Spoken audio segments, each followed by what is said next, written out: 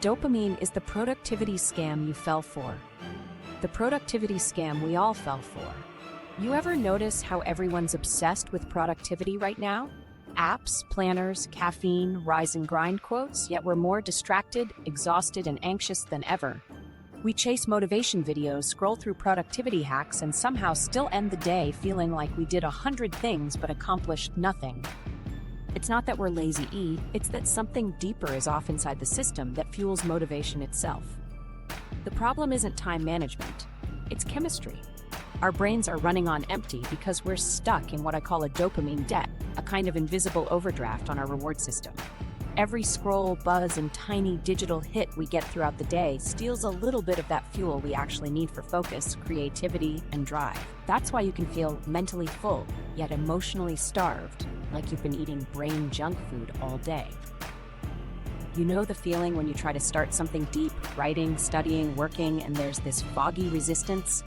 That's dopamine debt in action, that dull internal ugh your brain sends when it's begging for stillness but can't remember what calm feels like. The crazy part? We built an entire lifestyle around overstimulating ourselves. We wake up to notifications, check messages before our feet touch the floor, fill every tiny pause with scrolling. The moment silence appears, it feels like something's wrong. We snack on micro-hits of novelty like they're oxygen and then can't understand why sitting down to concentrate feels impossible. Psychologically, this is learned helplessness through overstimulation. Our brains associate quiet with threat and constant pinging with safety. Humans weren't wired for this many rewards coming this fast. Our brains literally can't keep up. Dopamine is not evil. It's what makes us pursue goals, learn skills, and feel excited about progress. But the way modern life floods that system is the equivalent of taking energy drinks all day and then wondering why you can't sleep. Each tiny burst, likes, clicks, updates, teaches your brain to expect constant stimulation. Over time, you stop feeling normal without something new happening every few seconds. Stillness starts to feel like withdrawal. That's why so much productivity advice just doesn't work anymore. Most of it assumes your brain still functions like a calm, focused machine. But our brains now run like overstimulated slot machines. We don't procrastinate because we lack willpower. We procrastinate because our reward pathways have been hijacked and exhausted. The more we chase motivation, the worse it gets. It's like trying to cure dehydration with salt water. So all those hacks, Pomodoro timers, productivity playlists, just 5 more minutes of focus, they're treating the symptom, not the cause. You can't outplan a chemically burned out brain. Our nervous systems aren't code that just needs better software. They're ecosystems that need balance. And that's the trap most achievers fall into, thinking they just need more systems, more discipline, more grit, when what they actually need is a reset. This is the scam no one talks about. Productivity culture hijacked neuroscience terminology and sold it back to us. Every Optimize Your Life app claims to make you more efficient, but in reality, most of them just add more microstimulation. They keep you productive on the surface while draining your ability to do deep work underneath. It's like rearranging deck chairs while the ship slowly sinks. And here's the truth that might sting a little. The reason you don't feel motivated isn't because you're failing. It's because your brain is tired of being tricked. You've been rewarding it for starting things, scrolling, checking, planning, but never for finishing them. That imbalance creates endless restlessness. Your reward system starts craving instant novelty instead of long-term accomplishment. It's not laziness, it's adaptation. But there's good news. The brain is plastic. It can adapt back. You can reset your reward system and rebuild your capacity for focus. It's not about quitting everything fun or living like a monk. It's about giving your brain the break it needs to remember what real satisfaction feels like again. Once you do that, focus stops being a fight. It becomes your default setting. By the end of this video, you'll know exactly how to do that. We'll talk about how your dopamine system got hijacked, how to pay off that dopamine debt, and how to train your brain to crave deep work again instead of cheap thrills. There's even a 3-day reset that flips the switch back. Don't worry, we'll get there. For now, just recognize this: the productivity world you've begun. You need a healthy reward system. And that starts with understanding how we got trapped in the dopamine economy in the first place. The dopamine economy. So let's pull back the curtain on what's really running the show, because whether you realize it or not, you live inside the dopamine economy. Every app, every piece of media, every notification chiming on your phone is part of a system designed to compete for one thing: your brain's reward pathways. Dopamine is the currency of attention, and every time you give in to a scroll, a swipe, a refresh, you're trading your focus for a microscopic payout. That tiny pulse of interest when you see a red notification bubble, that's dopamine being released in your brain. It signals something new might be here. It's not pleasure, it's anticipation. The expectation of a potential win is what makes you keep checking. So you refresh your feed, it loads and reloads, and you go, boom, another little hit. Your brain logs that interaction as rewarding and files it away. Over time, it learns checking equals reward. The platforms know this down to the millisecond. Designers literally test how often to vary those rewards so you don't get bored. That unpredictable timing, what psychologists call variable ratio reinforcement, is the same mechanism that makes slot machines addictive. Sometimes you win, sometimes you don't, and that uncertainty keeps you coming back. It's not a coincidence that your favorite app feels impossible to close mid-scroll. The system is tuned to exploit how dopamine works. Now, this doesn't mean tech is evil or that you have to throw your phone in a lake, but it does mean the way we live now constantly floods our brain with artificial motivation triggers. If you measured your dopamine baseline 50 years ago, back then, rewards were rare and usually attached to meaningful outcomes: finishing a project, spending time with someone, learning a skill. Now we rack up hundreds of micro rewards before lunch. Here's what happens next. Your brain adjusts. Dopamine receptors in key regions like the nucleus accumbens and prefrontal cortex start to downregulate. Basically, they become less sensitive. When everything is rewarding, nothing feels rewarding uneven. That's dopamine tolerance. Just like a caffeine addict needing 3 coffees to feel awake, your brain now needs constant novelty to feel engaged. So when you sit down to do deep work, something that requires patience, delayed gratification, and no instant feedback, your brain protests. Where are the hits? Where are the bright lights and quick wins? It starts sending signals of discomfort, boredom, distraction. You interpret that as "I'm not motivated" or "I can't focus," but really it's withdrawal. Your reward system is recalibrating, and without the usual flood of microstimulation, it feels empty. That emptiness is exactly what the dopamine economy depends on. Because the moment you feel it, you'll reach for relief: the scroll, the snack, the next tab. You're not choosing to be distracted, you're satisfying a craving your brain didn't reverse. It's been trained to seek constant external stimulation to keep the dopamine levels artificially high. This is the modern conditioning loop, and it's brutally effective. What's wild is that even productive behavior online still feeds this loop. Every time you check your task app, read another productivity hack, or refresh your inbox for that new project dopamine spike, you're reinforcing the same circuitry. On paper, you're working hard, chemically, you're still gambling for rewards. That's why you can spend a whole day busy and still feel like you've accomplished nothing, because your brain's been getting hits from novelty, not from completion. And let's talk about completion for a second. Deep satisfaction, what neuroscientists call post-reward consolidation, happens when dopamine spikes during effort and then drops once a meaningful goal is achieved. That drop is critical. It signals closure and allows your brain to encode the memory as satisfying. In the dopamine economy, that drop never comes. There's always another notification waiting. The cycle resets before your brain can register true accomplishment. So your effort feels endless, your wins feel hollow, and rest never feels restful. Over time, this desensitization changes your motivational landscape. Things that used to feel meaningful, reading, learning, building something from scratch, start feeling dull. The brain associates meaning with slowness, and slowness now feels wrong. The dopamine economy has flipped your wiring so thoroughly that calm equals discomfort and chaos equals comfort. That's why scrolling in bed feels relaxing even though it fries your focus. It's familiar stimulation. Researchers studying reward pathway dysregulation call this state blunted reward sensitivity. It's like turning down the contrast knob on life. You can still function, but everything feels flat. You chase stronger stimuli just to feel normal, whether that's multitasking, binging shows, or constantly planning new goals instead of finishing the ones you already have. The modern brain isn't short on motivation, it's short on rest. And that brings us back to productivity culture. The entire optimize everything movement accidentally runs on the same economy it claims to fight. Efficiency tools, gamified to-do lists, progress trackers, they all deliver micro hits. You check tasks for the rush, not the completion. And ironically, the more addicted we become to the visibility of progress, the less progress we actually make. You don't need another app, you need fewer dopamine bids per minute. Most people never see this because productivity feels noble. We tell ourselves we're improving when we track every habit, count every step, or watch one more discipline motivation reel. But beneath that, the brain circuitry is the same as with any compulsion: cue, action, dopamine release, repetition. The form looks productive, the chemistry looks addictive.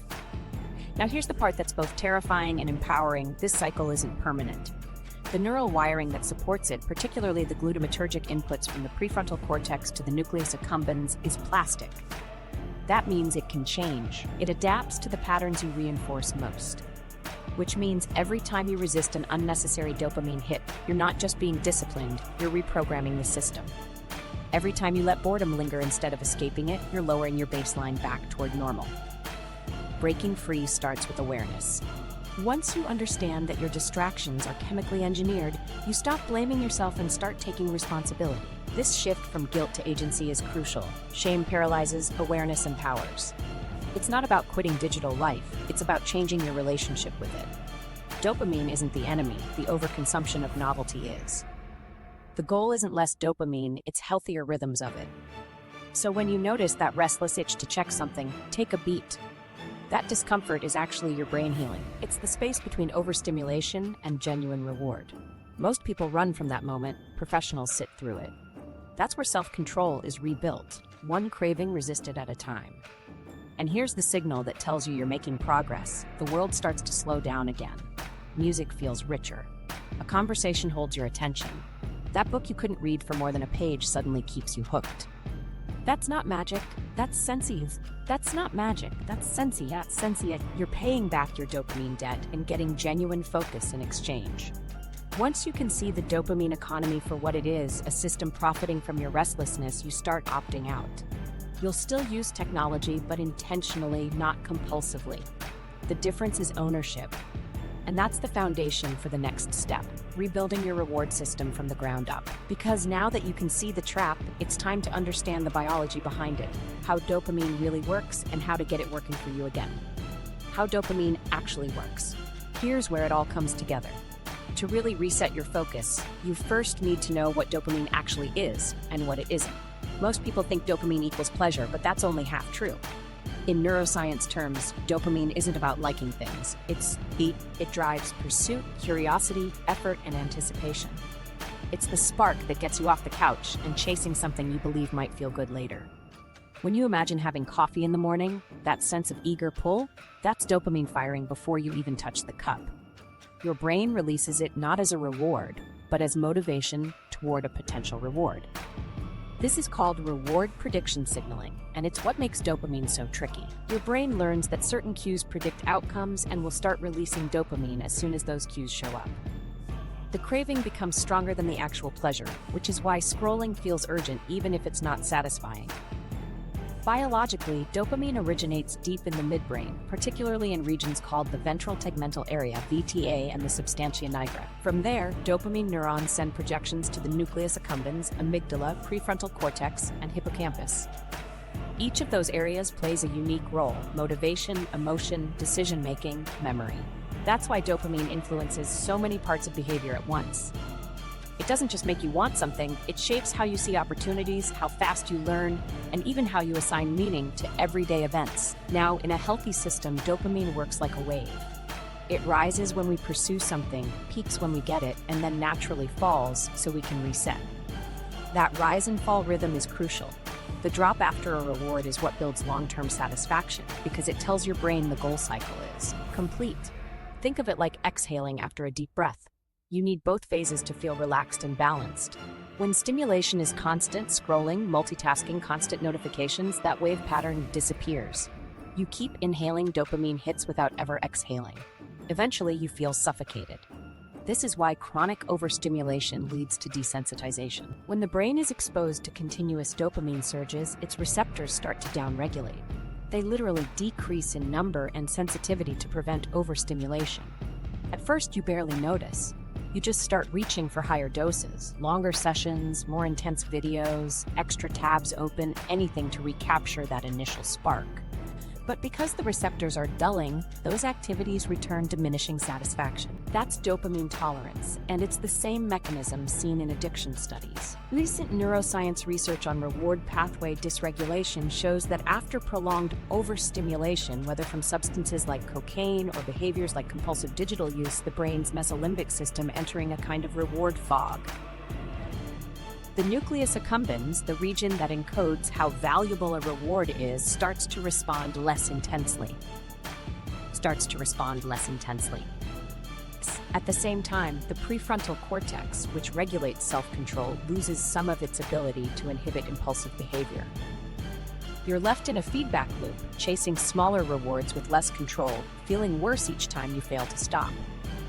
There's also something called prediction error, which is the difference between what you expect and what actually happens. When the outcome matches your expectation exactly, dopamine drops. But when something surprises you, either positively or negatively, dopamine changes sharply. Apps exploit this by constantly varying the outcomes.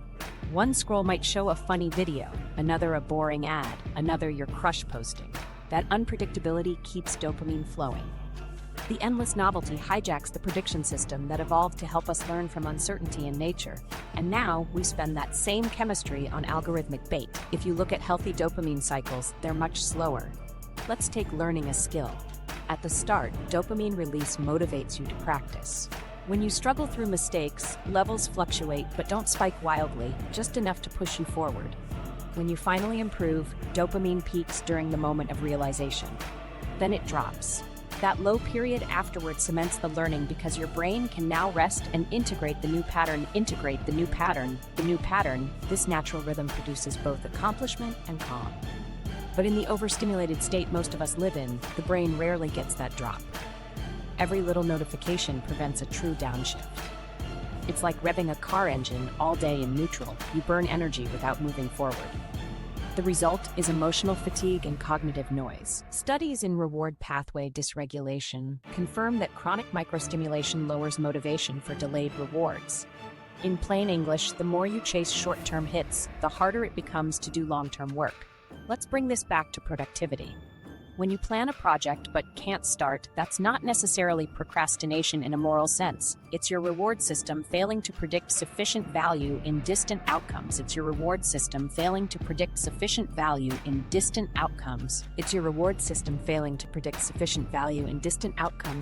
dopamine drives pursuit only when the brain perceives a high likelihood of a near reward.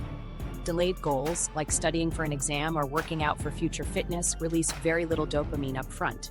But apps and pings give immediate payoff. So instinctively, you'll choose those instead, even when you know better. That's biology, not weakness. The good news is this same system can work in your favor. Dopamine isn't fixed, it's adaptable. When you start anchoring dopamine to meaningful effort rather than cheap novelty, the receptors begin to resensitize. Neuroscientists call this neuroplastic recovery.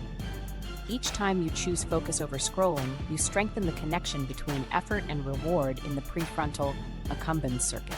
Over weeks, that rewiring restores balance, making deeper work feel naturally satisfying again instead of exhausting. You can actually train this through small wins. For example, take the first 5 minutes of a task and deliberately focus on micro progress, writing one paragraph, tidying one small space, completing one simple problem.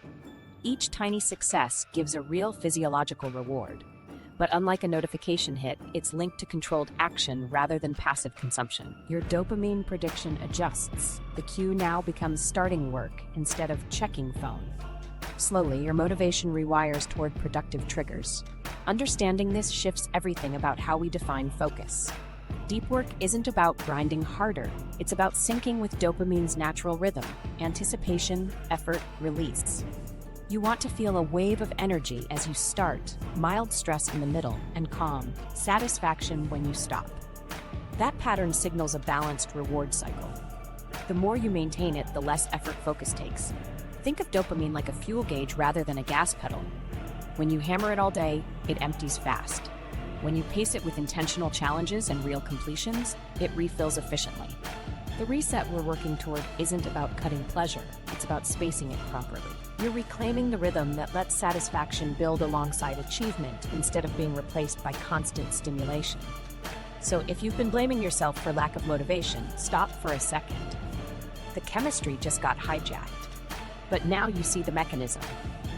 Dopamine's job is to predict value and drive pursuit, not to deliver endless waves of pleasure.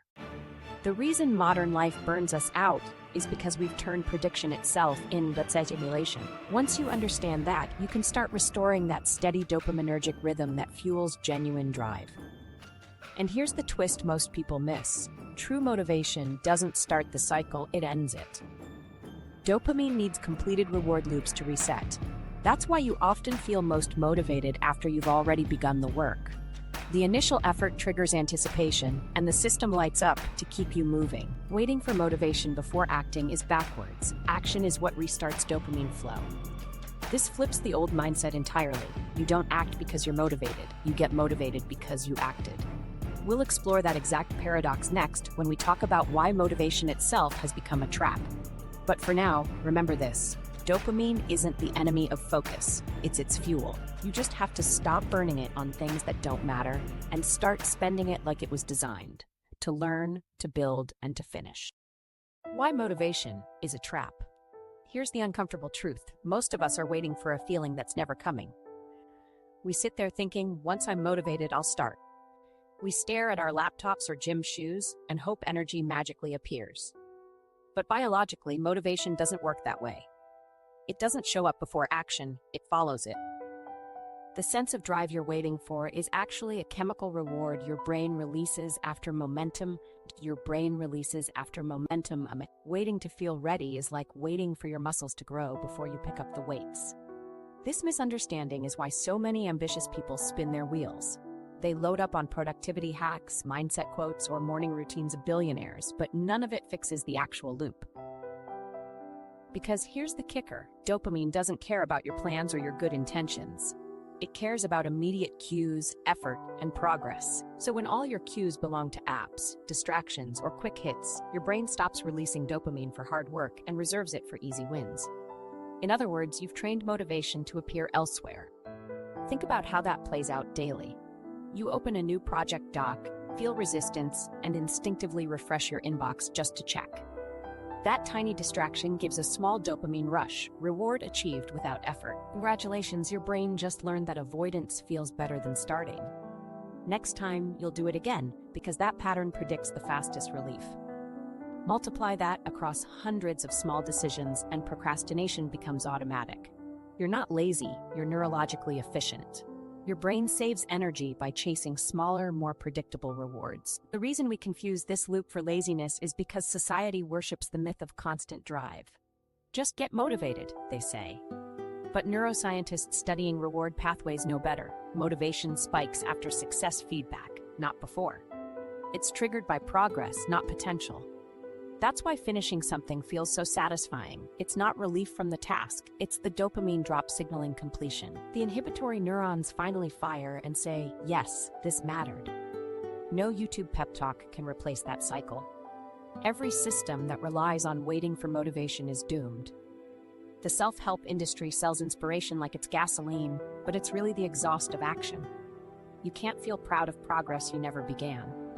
Yet most productivity culture flips that logic, convincing you to chase an emotional high before creating tangible rewiring. It's like trying to spark a fire without striking the match. You keep rubbing sticks and wondering why it never catches. Let's make this concrete. There's a viewer named Jamie who once messaged me about feeling hopelessly unproductive. She had vision boards, planners, podcasts, the works, but she couldn't sit still long enough to finish anything. She'd binge motivational videos at night and promised tomorrow would be different. But each morning, she felt drained before even starting, caught in a psychological loop experts call anticipatory fatigue, too much imagining, not enough doing. After tracking her habits, we discovered her reward loop never involved finishing.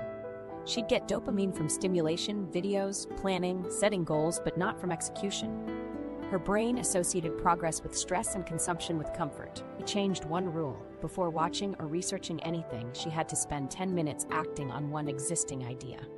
No music, no notifications, no setup ritual, just 10 minutes of actual doing. Within a week, her energy flipped. She wasn't more disciplined, she just let dopamine fire where it was supposed to. The result? She started craving progress instead of advice. That's not willpower, that's rewired reinforcement. Here's what's wild about the motivation trap. It feeds both avoidance and guilt. First, you avoid the task because you don't feel ready. Then you feel guilty for avoiding it, which leads to another quick dopamine hit from reassurance, scrolling for productivity hacks, watching someone else talk about success, or writing a new to-do list. It's a self-sustaining shame cycle. You feel good planning, bad doing nothing, then good planning again. Meanwhile, not good planning again. Meanwhile, nudnupless. Deep down, this trap exists because modern stimuli teach our brains to expect emotional payoff without proportional effort. When everything from social media to fast shipping rewards you instantly, your nervous system loses its tolerance for uncertainty. Real accomplishment demands delayed gratification, hours of effort without visible reward, and your overstimulated brain screams that something's wrong. But the discomfort you interpret as lack of motivation is actually the absence of artificial stimulation. It's withdrawal. This is why traditional pep talks fall flat. You can't out-inspire a misfiring reward circuit. You have to retrain it. That means lowering dependency on high-frequency rewards and linking dopamine release back to effort. The first few days feel awful because your brain has to rebuild its baseline, but that discomfort is the repair process. In neuroscience, this is known as homeostatic recovery. The system readjusts when overstimulation stops. Once you push through, motivation starts to appear naturally because your brain finally recognizes value in effort again. Here's the other layer: our culture glorifies the starting line. Just start is good advice, but incomplete. The real difference lies in continuation triggers, the moments that sustain momentum after the first burst fades. True motivation doesn't rely on mood or hype, it relies on structure. That's why habits work when inspiration doesn't. Each repetition builds a mini dopamine spike from predictability itself. Over time, the routine becomes rewarding enough that you crave the process rather than the result. If you've ever noticed that cleaning one corner of your room suddenly gives you energy to keep going, that's the biology in action. The initial movement activates dopamine, and the brain interprets that as proof that progress is possible, so it releases more. You get momentum by moving, not thinking. This is why even micro-actions, opening the document, putting on running shoes, matter. They flip the motivational switch by giving physical cues of progress, however small. The myth of motivation keeps you waiting because it flatters your ego. It tells you that emotional clarity precedes effort. But the truth is humbler and far more empowering. Behavior shapes emotion. Scientists studying embodied cognition call this the action feedback loop. In simple terms, doing something sends a signal to the brain that says, "This matters," and dopamine adjusts accordingly. It's identity through action, not affirmation. So next time you're stuck, stop negotiating with yourself. Don't argue, plan, or wait to feel ready. Just start the smallest physical piece of the task. Even 2 minutes is enough to trick dopamine into lighting up. That initial hit fuels the next. Before you know it, motivation appears, mid-motion, exactly where it's supposed to. The irony is that everyone chasing motivation is using the hardest possible route to get it. They sit motionless, burning willpower, expecting chemistry to change spontaneously. The pros know better. They move before they feel like it, because they've learned feelings are followers, not leaders.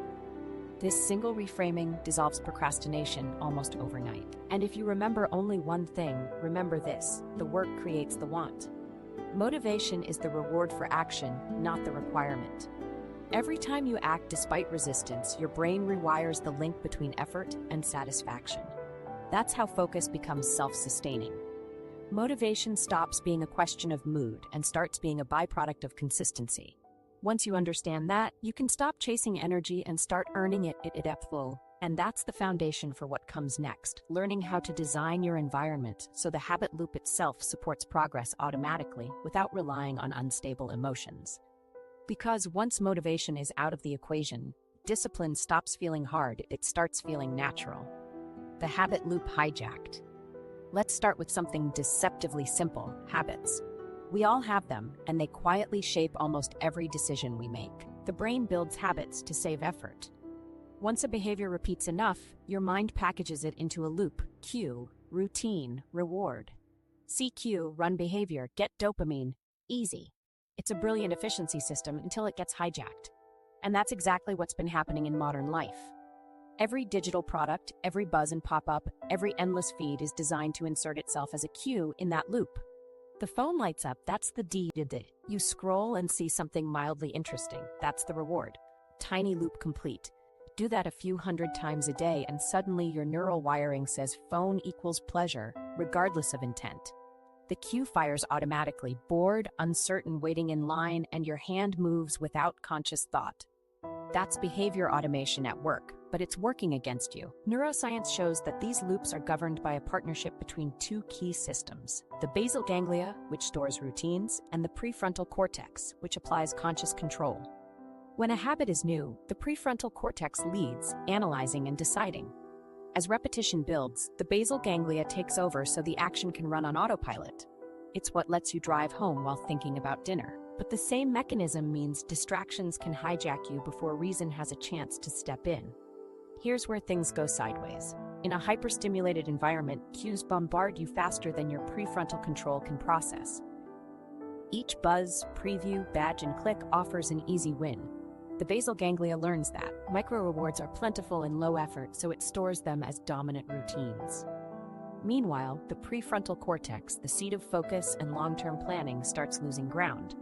It's overloaded with decisions and can't intervene quickly enough. You end up acting out conditioned loops long before you even realize you've switched tasks. That's why you can promise yourself, I'll only check this one thing, and suddenly it's 30 minutes later. It's not moral failure, it's neural momentum. Once the loop fires, dopamine fuels the cycle faster than control systems can interrupt. The habit isn't just in your will, it's in your wiring. What's even trickier is that productive-looking habits can be just as hijacked. Opening new planners, color-coding tasks, even researching optimization hacks all release mild hits that reinforce the pattern: cue, prep, reward, repeat. On the surface, it feels responsible. Underneath, the loop replaces meaningful execution with endless preparation.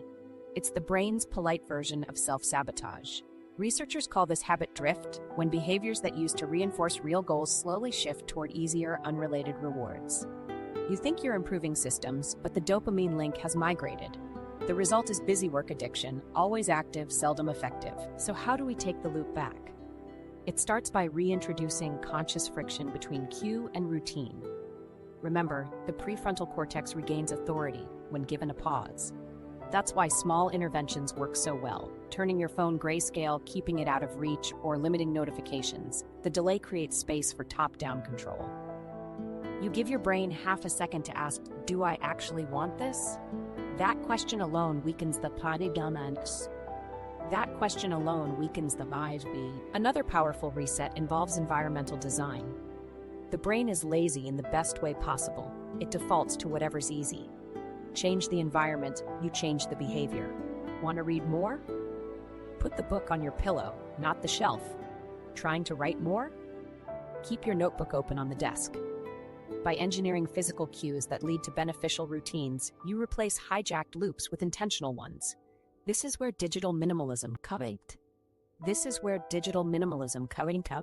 Studies on reducing digital load show measurable improvements in focus, stress reduction, and emotional stability. Turning off non-essential notifications, scheduling screen-free hours, or simply relocating social apps off your home screen cuts down the number of cues competing for reward energy. Each removed cue reduces one potential loop. Within days, your cravings decrease, not because your willpower grew, but because the environment stopped whispering. Of course, there's still the lingering myth that pure discipline can override bad loops. But neuroscience makes it clear. In the long run, environment beats willpower. The basal ganglia runs ancient code. It doesn't reason, it repeats. You can only fight repetition with new repetition. So discipline isn't about resisting forever, it's about rehearsing alternative loops until they take over automatically. The brain cares less about right versus wrong and more about predictable versus uncertain. Every consistent replacement behavior strengthens new wiring. Every relapse just refreshes the old. Take a common example, reaching for the phone whenever you feel an energy dip. Instead of fighting the impulse directly, swap the routine with a low dopamine action like stretching or deep breathing. Same cue, fatigue or boredom, but different outcome. Reward shifts from quick novelty to physical calm. Repeat that enough, and your brain marks the new path as valid. Eventually, reaching for stillness becomes the automatic response. That's a rewired habit loop. Here's another overlooked trick: task bracketing. It's a mental rehearsal where you picture the start and end of a habit before doing it. Neuroscientists found that visualizing these boundaries primes procedural memory and strengthens goal-directed circuits in the prefrontal cortex. By mentally running the movie first, you tighten the cue-reward connection around completion rather than distraction. Practiced regularly, this method makes execution feel smoother and interruptions less tempting. Once you start noticing loops everywhere, you'll realize how many run unchecked, checking messages between sentences, glancing at notifications mid-call, or multitasking under the illusion of efficiency. Awareness dissolves much of their power. It's the difference between being inside a current and observing it from above. When you see the triggers, you regain choice. Now, let's talk about why this matters for focus. Deep work relies on consolidating attention without reset signals breaking the wave. But every triggered loop sends a burst of dopamine that fragments concentration. The recovery time after each distraction can be several minutes. Multiply that by hundreds of microloops a day, and your productive hours shrink dramatically. The brain simply never enters the sustained mode necessary for complex thought. The solution isn't to eliminate all habits, it's to curate them. You want loops that reinforce progress, not avoidance. The sound of closing a notebook, the small victory of deleting finished tasks, the calm reward after completion, these are anchors for healthy dopamine cycles. The goal isn't sterile discipline, it's designing pleasure that aligns with growth. When you shift from relying on motivation to relying on structured cues, you stop battling willpower altogether. Focus becomes the default pattern. Instead of draining energy suppressing distractions, you redirect it automatically toward execution. That's what deliberate habit architecture looks like. Cue leads to routine that leads to meaningful reward on repeat. And just so you know, the discomfort you'll feel while rewriting loops is expected to. The old pathways still exist, temporarily stronger from years of practice. But each new repetition weakens them. The friction is proof of reprogramming. Over time, boredom during low-stimulation tasks transforms into quiet satisfaction because dopamine now fires for persistence itself. When that happens, the mind slows down and productivity stops feeling forced. You engage in tasks fully, not because you're being disciplined, but because the cycle finally supports you instead of undermining you. That's the real victory. Focus on autopilot, distraction out of habit. So maybe ask yourself right now, which loops are running without permission? Which cues control your day? Once you identify them, you can start designing new ones that serve you. This awareness sets the stage for the next piece of the puzzle.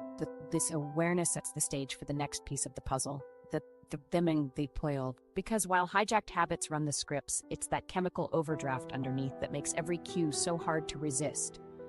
To rebuild true focus, we now have to tackle the debt itself, the exhaustion of the reward system that our digital habits quietly created. The dopamine debt. So you've seen how habits get hijacked and how deep work slips away, but underneath it all is something broader, what I call dopamine debt. It's the hidden cost of modern living, a slow-burning exhaustion of your reward circuitry that makes everything feel flat, dull, and pointless. Just like financial debt, you can keep borrowing energy from tomorrow for a while, but eventually the interest starts accumulating. The result is that blurry mental burnout where nothing feels exciting, yet everything demands effort. Here's what's really happening. Each time you chase a quick spike, scrolling, checking, multitasking, you spend a bit of your brain's motivational currency. Dopamine neurons fire, energy surges, and for a few seconds you feel stimulated. But that release also triggers a compensatory dip immediately after. The more often you repeat the pattern, the deeper the dips get, and the harder it becomes to climb out. Over time, your baseline levels stay low even when you're not doing you. Even when you're not doing you. Even when you're not doing you. You start the day already in the red. That chemical overdraft creates symptoms most of us mistake for procrastination or depression: constant fatigue, boredom with normal tasks, inability to enjoy quiet moments, even subtle anxiety when stimulation fades. You try to compensate with more coffee, more noise, more inputs, anything to jolt the system, but every jolt digs the hole deeper. It's biochemical quicksand. The harder you fight it with stimulation, the more stuck you get. Neuroscience describes this as reward pathway dysregulation. Normally, healthy circuits between the ventral tegmental area and nucleus accumbens operate like a thermostat, balancing pursuit and satisfaction. But under chronic overstimulation, those circuits lose calibration. Studies show that continual high-frequency dopamine bursts desensitize the receptors that are supposed to register reward intensity. It's like turning up the volume until every sound becomes noise. You don't stop hearing, you stop distinguishing. That's why small things that used to make you happy, a good meal, finishing a project, hanging out with friends, barely register now. The receptors aren't gone, but they've grown numb from overuse. The brain lowers sensitivity to protect itself from overload, much like pupils shrinking under harsh light. To feel the same brightness again, you need more intensity, louder music, faster scrolling, higher novelty. It's a vicious adaptation that leaves everyday experiences underwhelming. In this state, the prefrontal cortex, which normally governs focus and decision-making, loses influence. Imaging studies show less coordinated activity between the prefrontal regions and the reward centers when dopamine signaling is chronically high.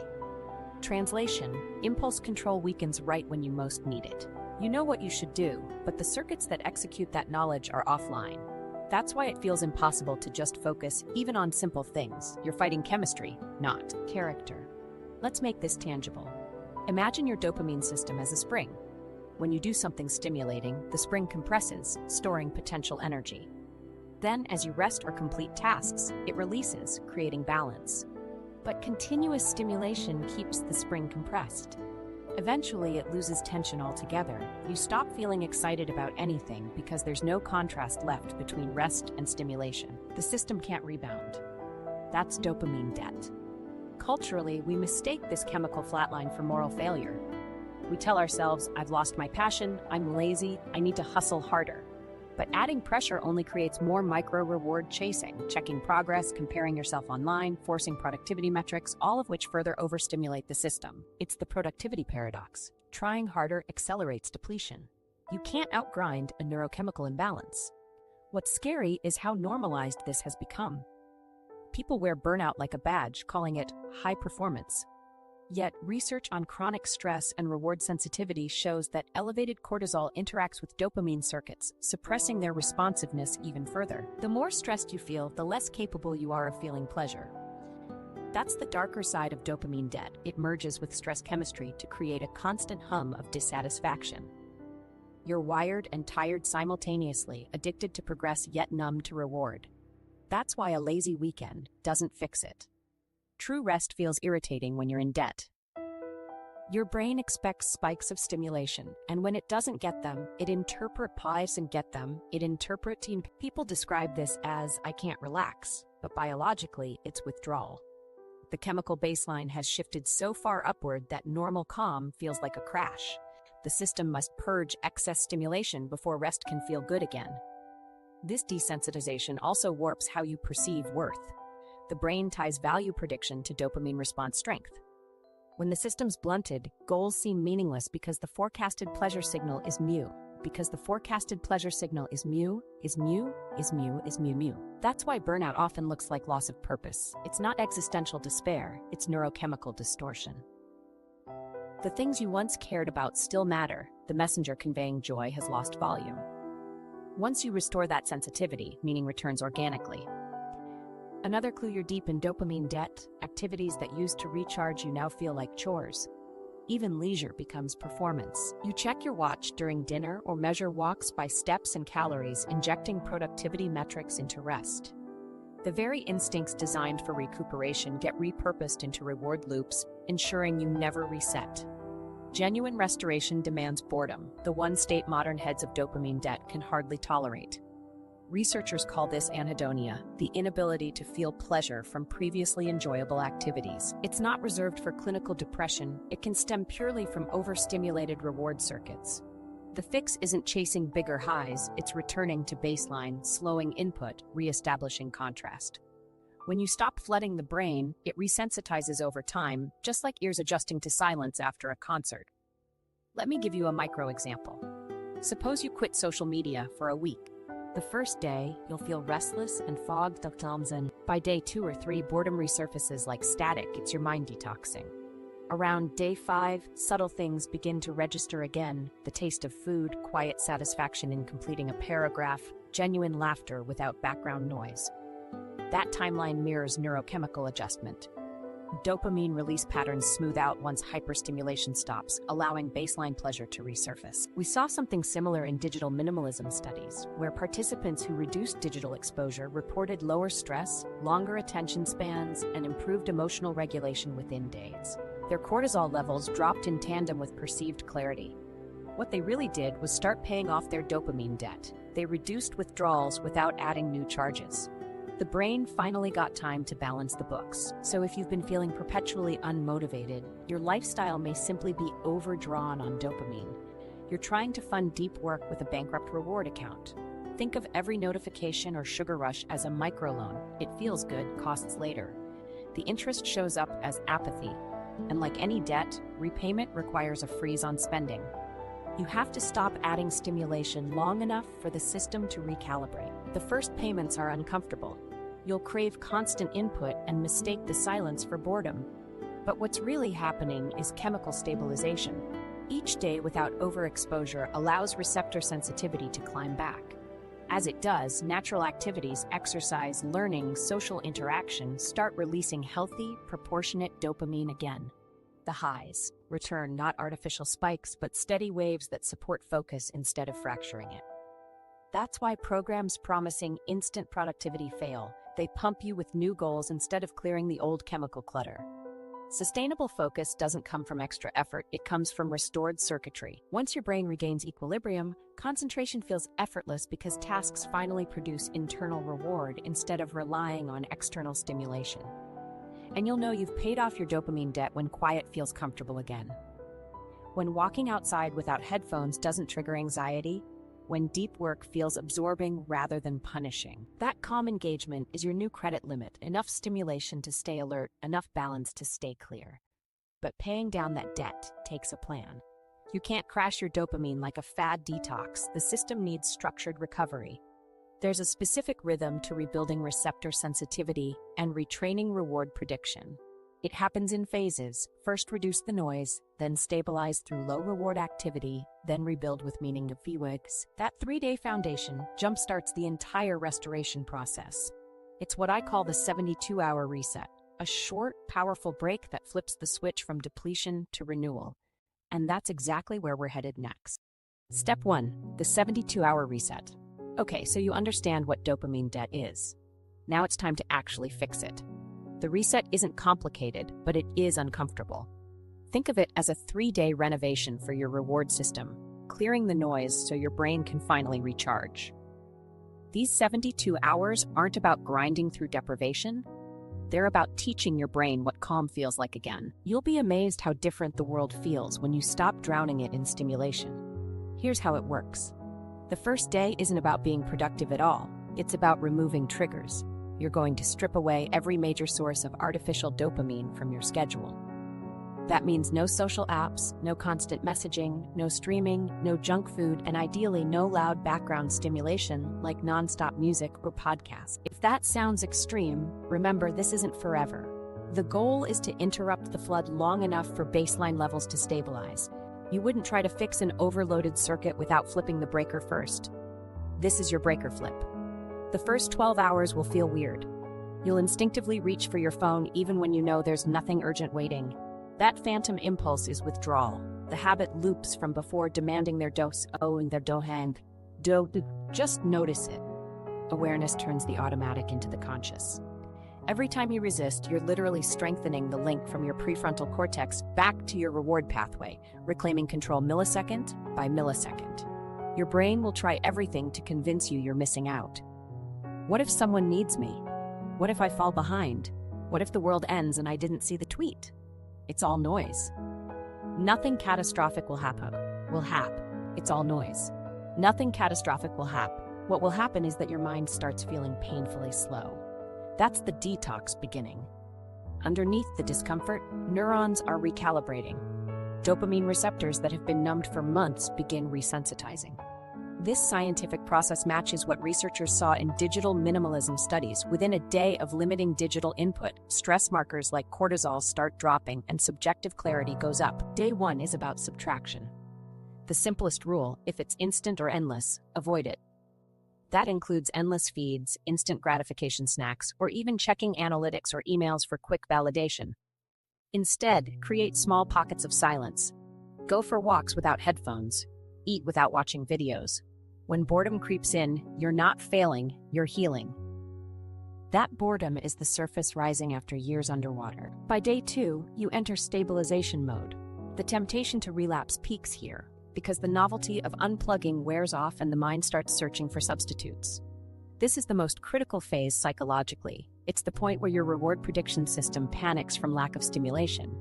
Your dopamine engine wants to fill the gap, so you'll feel restless, sleepy, even a bit low. That's temporary chemical rebalancing and emotional. During this stage, the best thing you can do is commit to boring activities. Slow, low-reward tasks that quietly rebuild tolerance: cleaning a room, journaling by hand, cooking real food, or walking somewhere without a destination. These mundane actions might feel unproductive, but they're doing the biochemical heavy lifting. Each time you complete one, dopamine rises slightly, then falls naturally, restoring the normal wave cycle. The brain learns again that satisfaction doesn't need fireworks. It can come from closure, order, rhythm.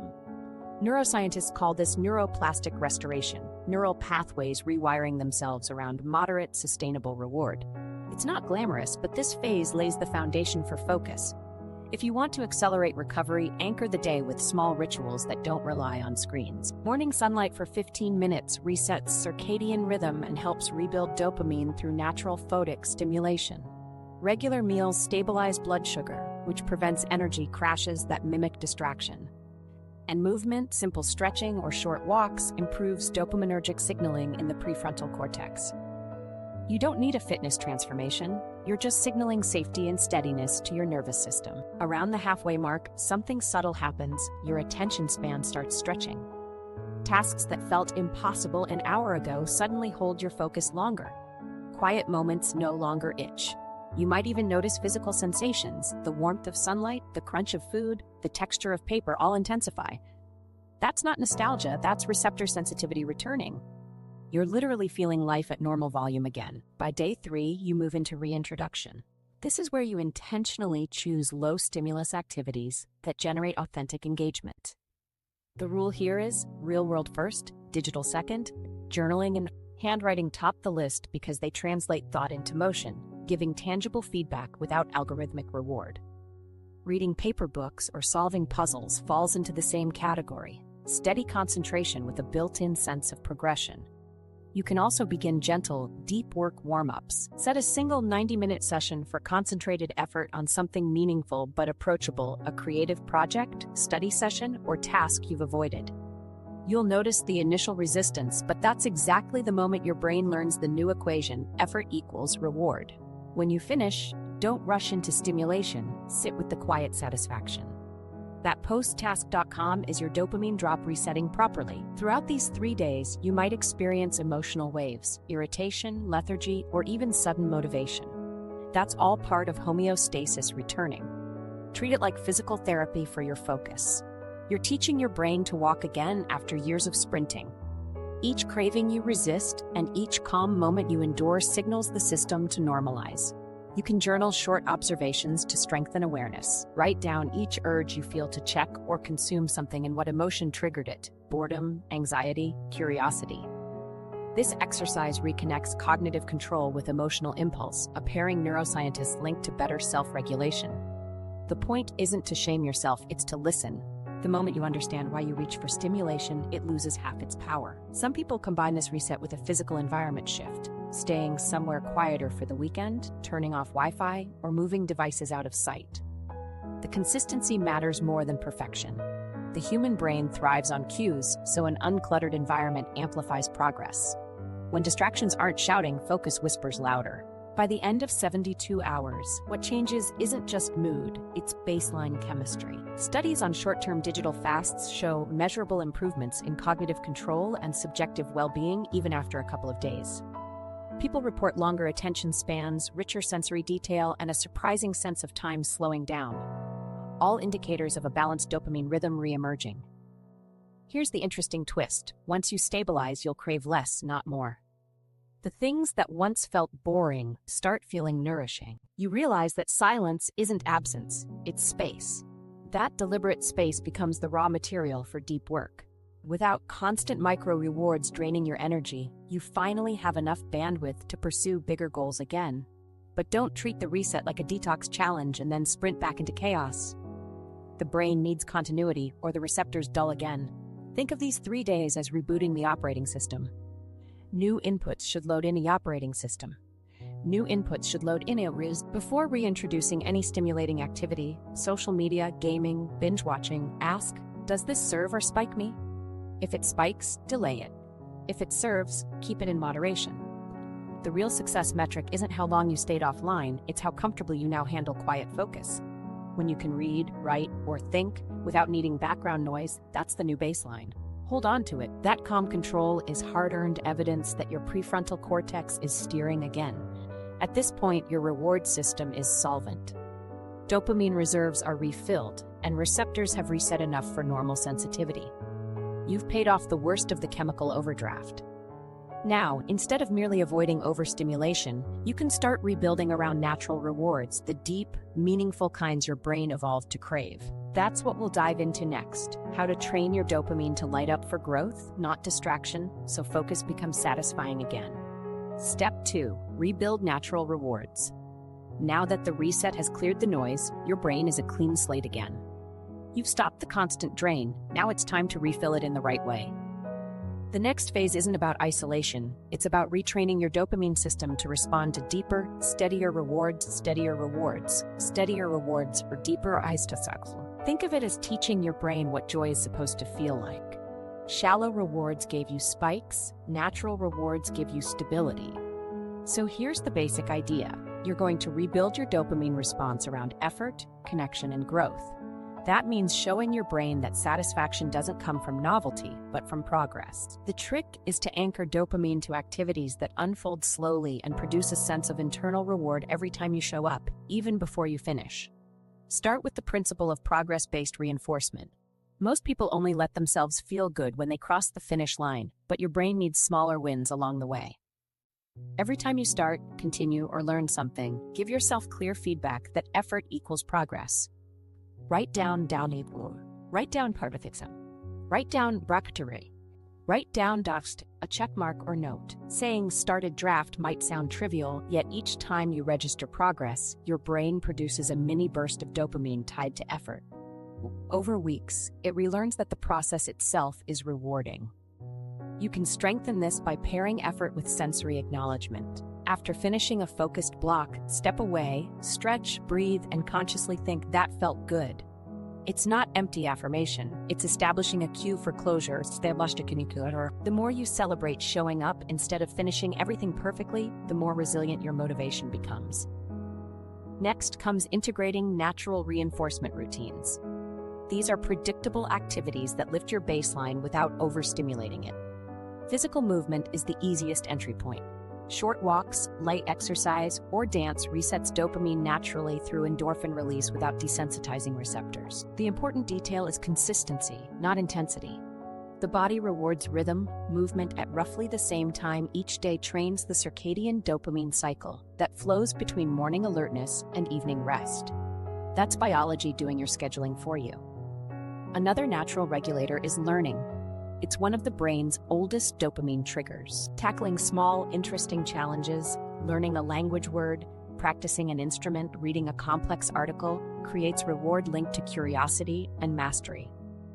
Unlike instant scrolling, learning rewards anticipation and resolution, uncertainty followed by clarity. Each time you resolve confusion, dopamine fires in the midbrain and teaches progress feels good.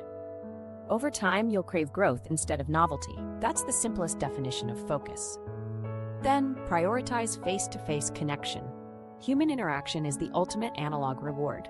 When you laugh or share understanding with someone, your brain releases not only dopamine but also oxytocin and serotonin. That blend produces lasting calm, not chaos. Try scheduling social interaction like you'd schedule tasks, a weekly coffee, a group study session, dinner with no phones. It replaces artificial social feedback with genuine satisfaction that doesn't crash afterward. After a few weeks, the urge to check for digital validation drops because real connection fills the same chemical need. Now understand that retraining dopamine means embracing short-term discomfort for long-term clarity. It's biologically similar to intermittent fasting for the brain. Just like fasting cycles hunger and satiety to improve metabolic flexibility, alternating between low stimulation and deliberate challenge restores reward flexibility. When you delay gratification, say concentrating for an hour before checking messages, you create mild stress that compounds into resilience. Each deliberate delay strengthens neural pathways linking patience and eventual pleasure. The harder you practice it, the easier deep focus becomes. You can take inspiration from people practicing dopamine fasts, but avoid the extremes. The goal isn't deprivation, it's calibration. Enjoy your hobbies, entertainment, and technology, but space them out so your receptors experience contrast. Pleasure only feels good when your system has time to reset. 1 series episode, not 4. Checking phone twice a day, not 40. It's about learning your optimal dose and keeping novelty special. Real stories prove how powerful this shift can be. A listener named Kara told me she tried the reset, then swapped nightly scrolling for a 10-minute reading ritual. At first, she said it was painfully slow, but after 3 weeks, she looked forward to it more than any show. Her concentration lengthened naturally, and she started journaling afterward without forcing it. She said, "I think my brain's quieter, but happier." That's exactly the chemistry we're talking about. Dopamine firing for depth instead of distraction. To keep momentum, use habit stacking. Attach new low-stimulation rewards to existing routines. For example, after making morning coffee, spend 5 minutes planning the day on paper. After finishing work, step outside for 2 minutes of sunlight instead of opening social media. Each predictable pairing reinforces effort-based pleasure circuits. Within 2 weeks, you'll notice cravings shift. Your body will want those grounding activities because they deliver clean dopamine with no crash. What about relapse? It's inevitable. Everyone slips back into instant hits sometimes. The key is to treat every relapse as diagnostic, not defeat. Ask one question: what cue triggered the slip? Maybe fatigue, loneliness, or boredom. Each answer reveals which natural reward you still need to strengthen. Substitute rather than suppress. If loneliness triggered scrolling, schedule physical connection. If fatigue did, rest intentionally. You're not punishing yourself, you're refining a personal operating manual. Another layer is sensory grounding. Natural rewards have texture, temperature, and sound. Touch and color themselves trigger subtle dopamine through the somatosensory system. Cooking from scratch, tending plants, doodling with real pens all create tangible feedback loops. These activities are powerful precisely because they end. You finish the meal, clean the brush, close the notebook. That closure resets the wave pattern and teaches satisfaction again. Sleep and circadian consistency lock the progress in. Dopamine release peaks naturally in the first few hours after waking. Protect that window, don't flood it with notifications. Do your creative or cognitively demanding work early before dopamine pathways scatter on trivial cues. Then wind down the same way every night. When you fall asleep at consistent times, overnight metabolic cleanup restores neurotransmitters and encodes effort from the day as accomplishment memory. Morning motivation the next day is literally biochemical proof of recovery. All of this creates what I call a steady state reward rhythm: effort, rest, completion, repeat. Once that rhythm stabilizes, you won't need constant hacks. Focus begins to self-propel because your prefrontal cortex trusts that sustained work leads to genuine payoff. You don't crave noise anymore, stillness becomes intuitive. Here's the summary checkpoint: rebuild dopamine by pairing it with process, presence, and people. Process, tiny progress loops that keep the pursuit rewarding. Presence, activities that fully engage your senses. People, authentic connection that nourishes instead of depletes. These are the original sources of human satisfaction.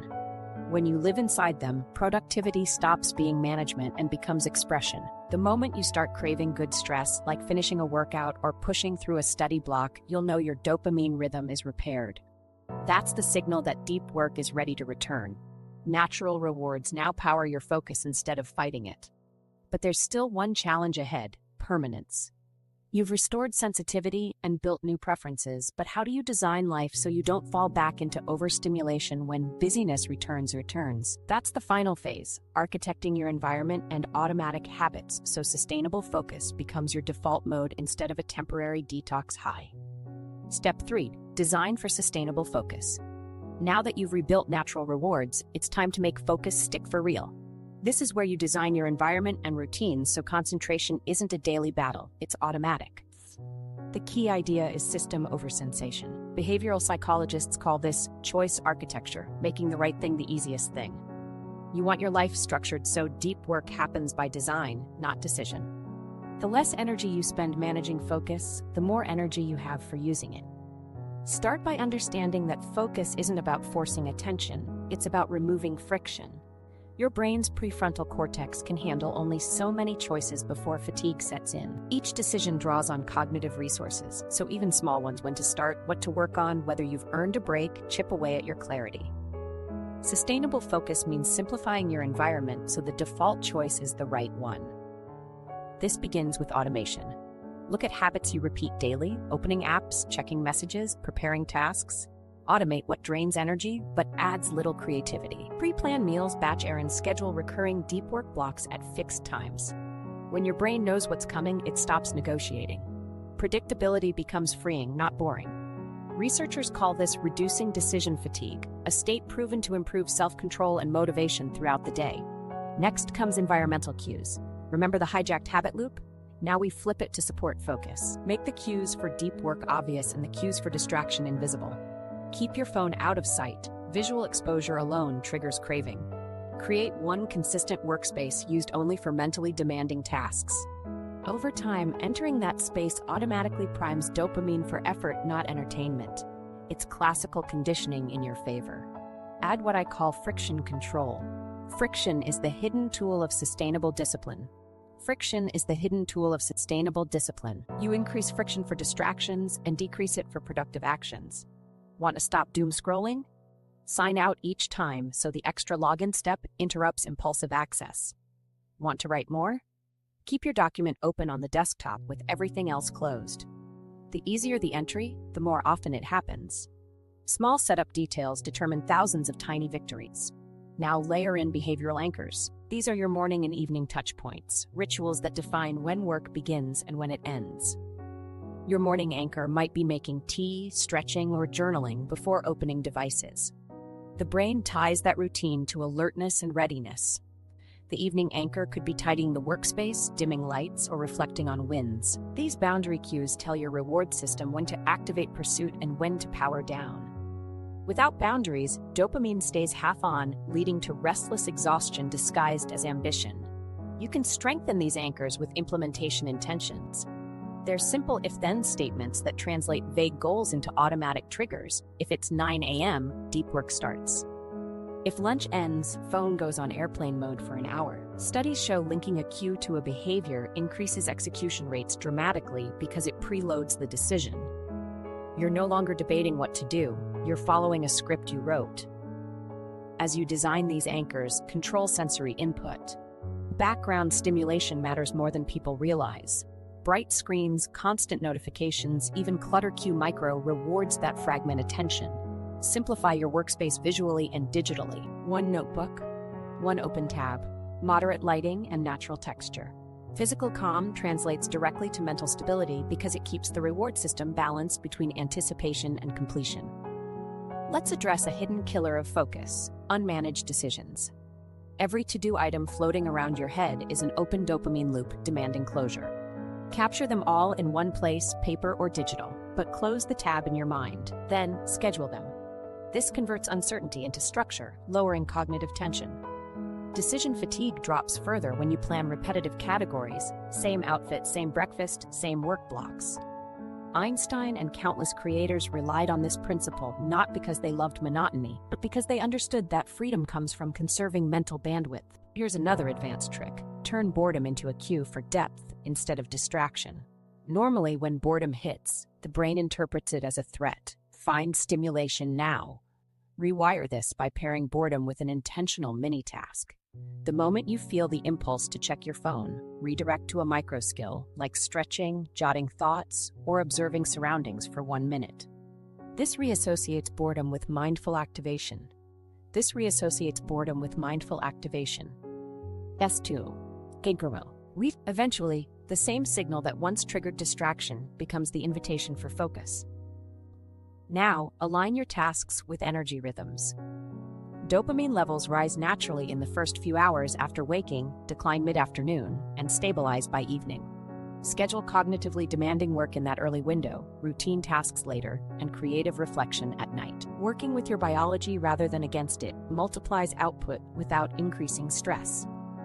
For many, a 90-minute deep work block followed by a 15-minute recovery cycle hits the sweet spot, long enough to enter flow, short enough to prevent fatigue.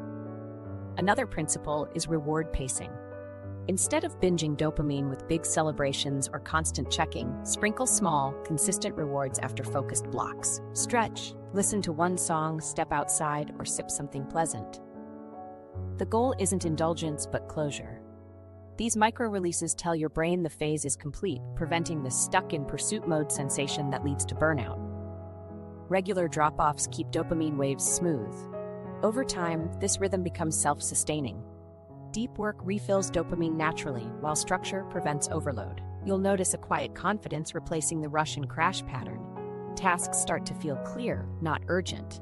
That's a sign that your prefrontal cortex is leading again, integrating logic with reward prediction so effort feels coherent rather than chaotic. To keep things scalable, design fallback protocols for off days. If motivation tanks, you don't abandon the plan, you run the minimalist version. 1 deep work sprint, 1 physical reset, 1 act of maintenance.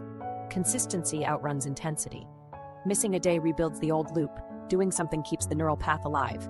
And let's talk briefly about community. Sustainable focus thrives in shared accountability. Find peers who value calm productivity over manic busyness. Work alongside them virtually or in person. The mirror neuron effect strengthens adherence. Seeing others engage calmly reinforces your own regulation.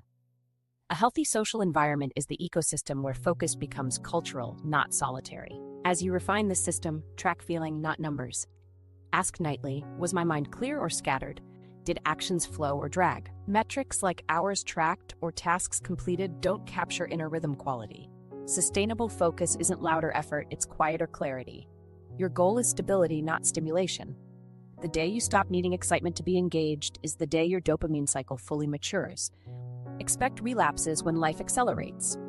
New projects, sudden stress, emotional highs all spike dopamine unpredictably.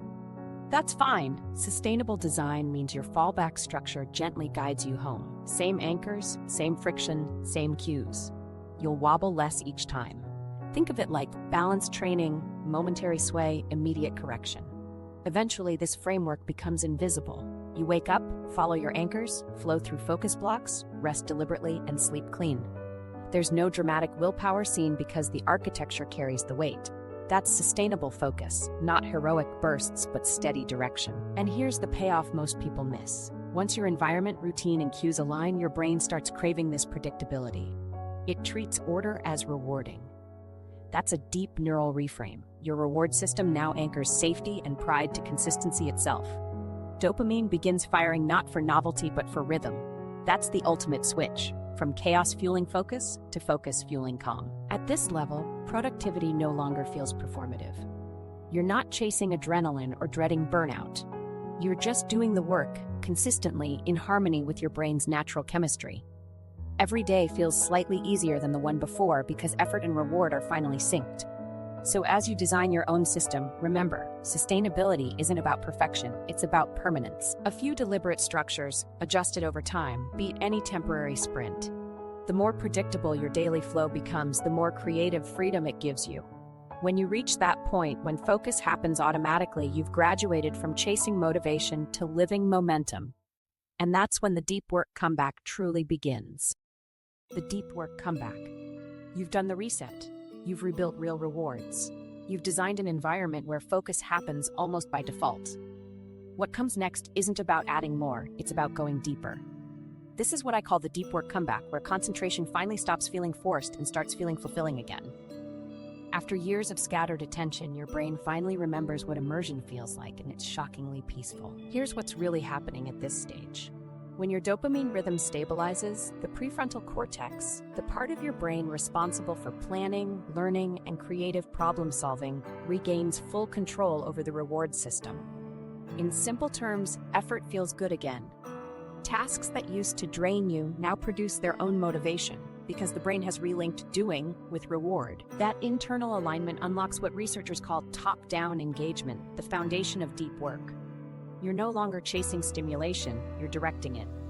Deep work isn't about working longer hours, it's about entering extended periods of cognitive calm where distractions simply stop existing. In these states, your prefrontal cortex pulls more oxygen and blood flow, increasing coordination between brain regions that handle logic, emotion, and memory. That's why ideas connect faster and time seems to disappear. You're literally operating in a different neural mode. Psychologists call it flow.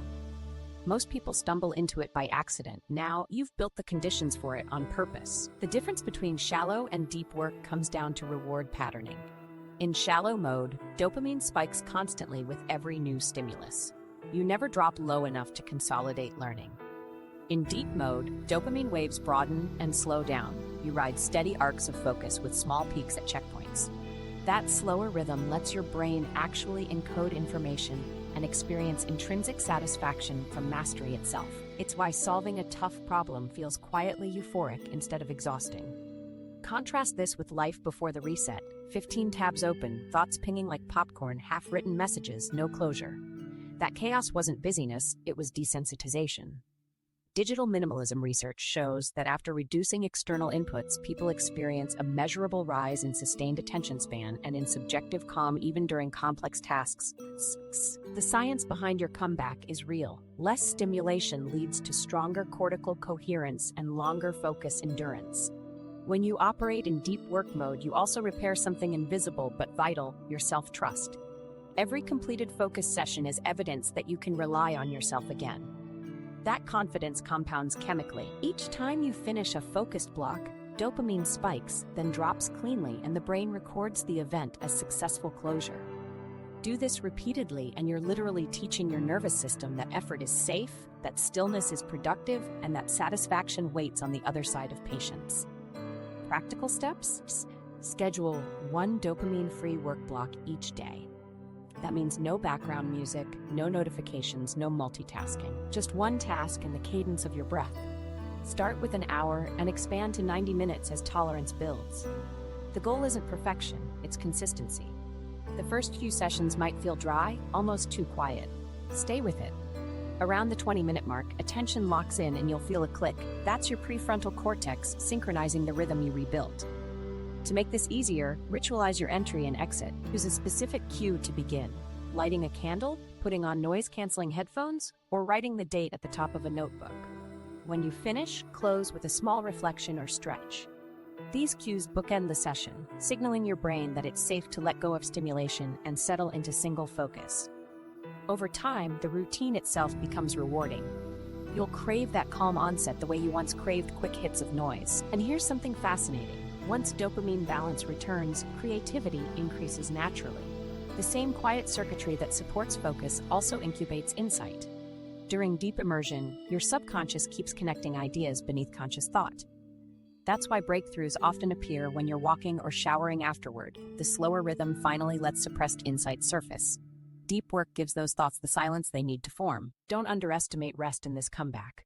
Recovery isn't separate from focus, it's half the cycle. After each session, step away completely. No scrolling, no instant feedback. Let your dopamine levels fall before re-engaging. That drop cements learning and restores sensitivity for the next round. If you skip it, you bounce back into shallow mode, chasing another hit. True productivity looks like disciplined cycles of intense focus and total release, not endless stimulation disguised as effort. You might wonder how you'll know when deep work fully returns. The sign is simple. Peace feels exciting again.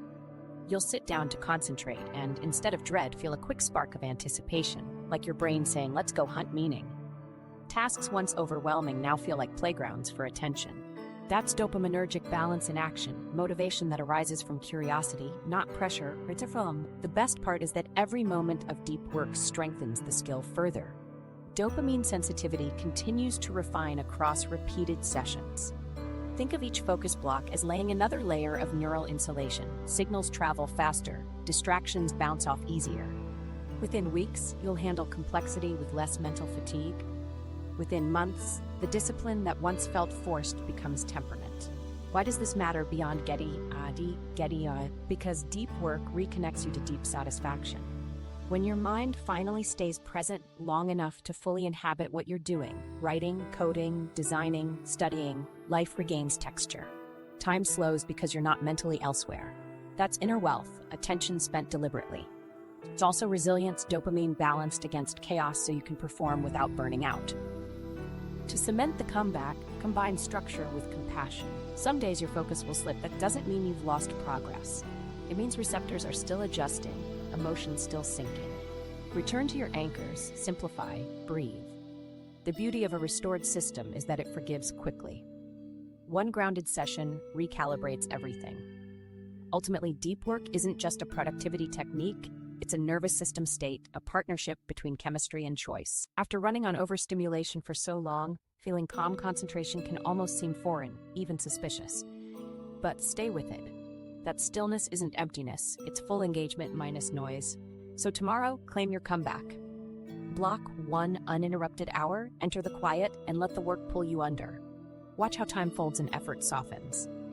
That's not just focus, it's emotional regulation reborn, your brain remembering serenity breathes. That is your payoff for every craving you resisted, every digital noise you silenced, every ritual you designed. The dopamine economy took your focus, now you've taken it back. And in that reclaimed silence lives the real reward, not just productivity, but presence and peace. The real productivity secret. Here's the truth most of us eventually bump into. Productivity isn't about calendars, color-coded apps, or grinding longer hours. It's about how well you manage one thing, emotion. When people say they can't focus, what they really mean is they can't regulate the discomfort that shows up before focus begins. The secret isn't to find infinite willpower, it's to train your nervous system to stay steady when boredom, uncertainty, or stress kicks in. That inner regulation, the ability to keep your chemistry calm, is the real productivity multiplier. Think about it. Every distraction you chase is a reaction to emotion. You feel uneasy starting, so you open a tab. You hit frustration, so you scroll. You feel tired, so you snack. None of those impulses come from laziness. They're your brain trying to self-medicate unpredictable dopamine drops. Once you balance those rhythms, emotional waves flatten and you stop outsourcing comfort to stimulation. Focus becomes the path of least resistance because it feels service. That's why once your dopamine pattern stabilizes, deep work stops draining you. Concentration becomes your body's natural equilibrium. You're not forcing stillness anymore, you're falling into it. Tasks unfold at their own pace because your reward system and stress system are finally cooperating instead of clashing. Cortisol rises just enough to keep attention sharp, dopamine pulses just enough to make progress feel good, and then both settle down to and then both settle down to feel good, and then both settle down to you end the day calm instead of depleted. See, the productivity industry sells control, ways to dominate time, optimize effort, hack motivation. But true productivity comes from integration, your biology, environment, and emotions working in sync. It's the opposite of control, really. It's trust. When your nervous system's balanced, you don't have to push through chaos every morning. The rhythm carries you. That's why calm people get more done. They aren't wasting energy fighting themselves. So let's reframe what you're actually managing each day. You're not managing hours, you're managing dopamine cycles. You wake up with a limited supply of readiness chemicals. Every decision, notification, or spike burns some of it. When you waste those doses early, even simple choices feel heavier by night. Sustainable achievement means rationing peaks so you still have signal left for what matters. That's emotional regulation in biochemical form, deciding which moments deserve your spikes. Once you see productivity this way, the endless guilt starts dissolving. You stop punishing yourself for being tired because fatigue isn't moral failure, it's chemical debt signaling rest. You stop worshiping hectic schedules because overscheduling equals constant microstimulation, not progress. You start measuring success by mental stillness, not motion. That's maturity, realizing a clean mind outperforms a busy one 10 times over. If you've followed every phase so far, the reset, the rebuild, the redesign, you've already proven something. You rebuilt trust between your prefrontal cortex and reward circuitry. That connection is discipline in biological form. It's why you can now sense distraction rising before it swallows you, why silence feels magnetic, why effort no longer burns like it you burns like it you enter use much. That's not personality improvement, that's stabilization chemistry. You literally changed your brain's operating mode. So what happens next? Maintenance. The system you've built isn't fragile, but it does require routine care like tuning an instrument. Keep the 72-hour protocol handy for quick recalibration whenever overstimulation sneaks back. Protect your morning dopamine window. Treat rest as input, not delay, and keep small natural rewards in rotation: movement, learning, connection. Skip one and the others cover the gap. This redundancy prevents relapse into chaos. Here's the paradox: the more predictability you build, the freer you feel. Structure stops being a cage and becomes scaffolding that holds your creativity up. That's how professionals sustain output for decades. They don't chase highs, they surf averages. The emotional steadiness of normalcy becomes their secret fuel. What looks like discipline from outside is just regulation from within. So if you catch yourself craving old chaos, those bursts of novelty or all-nighters that once felt thrilling, recognize it for what it is: nostalgia for the adrenaline economy. You don't belong there anymore. The real power move now is consistency, not intensity. Finishing quietly, every day, beats starting loudly and flaming out. Remember this line: productivity equals emotional fluency. The better you can sense and soothe your inner chemistry, the smoother every project flows. No app can replicate that. It's the one upgrade money can't buy because it has to be practiced inside your own attention. Think of focus as emotional fitness. Every time you choose presence over noise, patience over panic, you're lifting psychological weights. The reps look small, pausing before checking the phone, breathing through boredom, but the strength compounds. Months later, you're carrying workloads that used to crush you, and you don't even notice the effort. That's trained calm. So here's your real takeaway. You never needed more motivation. You needed a stable nervous system. Once dopamine runs in rhythm, work feels lighter not because tasks shrink, but because your waves stay even. You've stopped crashing between extremes. That's freedom disguised as focus. Now, the final step is simple. Try the 72-hour reset this week. 3 days of quiet recalibration to test everything we've talked about. Don't treat it like punishment, treat it like curiosity. Watch how each hour of silence changes thought texture. By the 3rd day, you'll feel the shift: steadier mornings, cleaner concentration, deeper rest at night. That's your confirmation that balance beats hustle. And when you get that first glimpse of calm drive, the sweet spot where effort and ease coexist, capture it. Build from it. Because that state, not hype or pressure, is what powers lifelong productivity. If you found this breakdown useful, subscribe and stay tuned. Next, we're tackling the hidden cost of constant self-improvement. The reason chasing better can secretly hold you back. But for now, close this video, take one slow breath, and let stillness be the proudest thing you accomplished today.